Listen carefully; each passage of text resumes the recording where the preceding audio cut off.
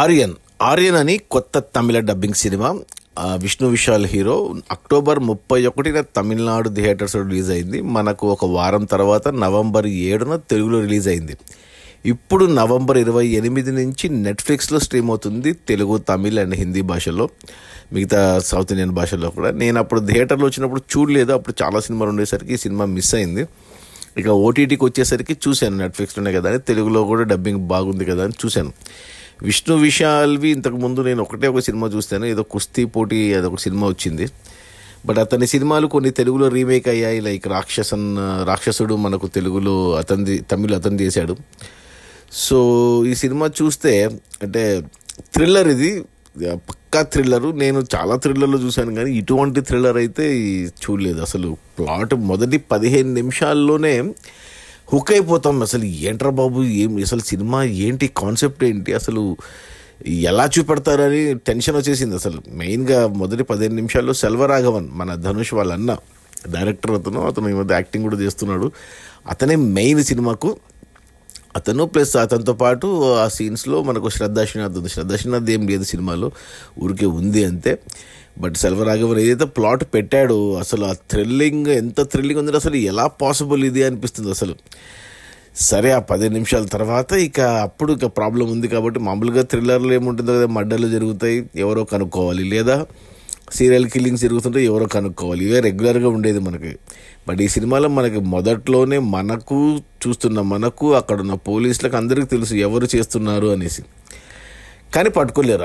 అదే థ్రిల్ ఈ సినిమాలో, అదే ఎలిమెంట్ అదిరిపోయింది అసలు.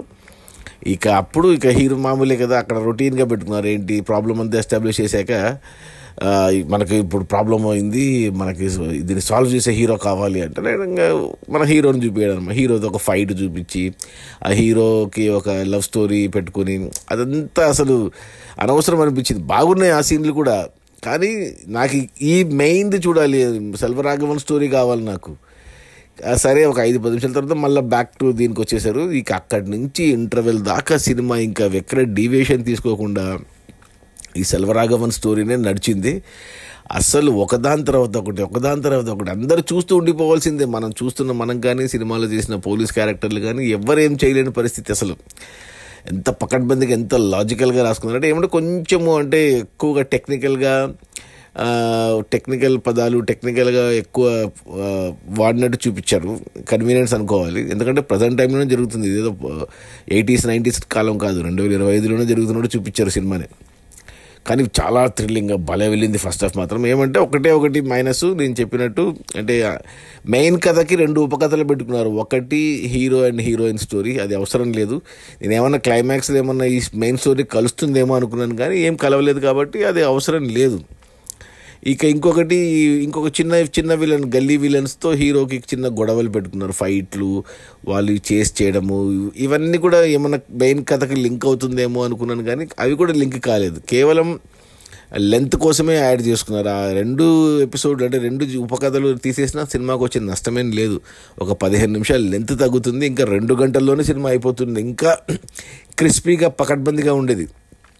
సెకండ్ హాఫ్ కూడా హీరో ఎలా కనుక్కున్నాడు అసలు.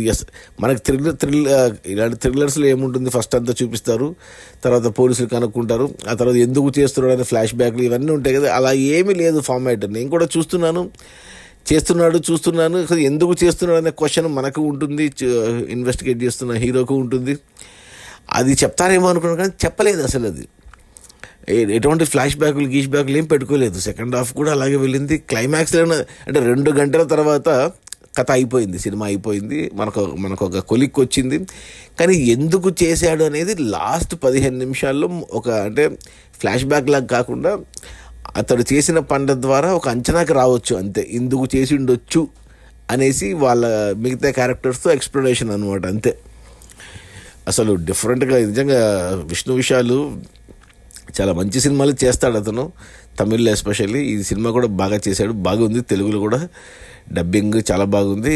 సినిమా కూడా అదిరిపోయింది. మెయిన్ హైలైట్ ఈ సినిమాకు సెల్వరాఘవను, ఆ తర్వాత విష్ణు విశాలు, ఇంకా మిగతా అందరూ సపోర్టింగ్ అంతా ఓకే. అసలు భలే థ్రిల్లింగ్గా ఉంది. ఖచ్చితంగా చూడండి, నెట్ఫ్లిక్స్లో ఉంది తెలుగులో. ఈ ఆర్యన్ అనే సినిమా పేరులోనే, సినిమా టైటిల్లోనే సినిమా కథ అంతా దాగుంది. సో అది సినిమా చూస్తే అర్థమవుతుంది మీకు. సో నా రేటింగ్ వచ్చి 3/5 గుడ్ అని చెప్తాను. సో ఫ్యామిలీతో చూడొచ్చు అంటే హ్యాపీగా చూడొచ్చు. ఎటువంటి అభ్యంతరపడే సన్నివేశాలు కానీ, మాటలు కానీ, డైలాగులు కానీ, బ్లడ్ షెడ్ కానీ ఏమీ లేవు. థ్రిల్ తప్ప ఇంకేమీ లేదు. ఈ సినిమాలో అదిరిపోయింది. ఇంటిల్లిపాది ఎంచక్క చూసేయండి. ఈ ఆర్యన్ అనే సినిమా నెట్ఫ్లిక్స్లో ఉంది. నా రేటింగ్ వచ్చి 3/5. Okay, bye.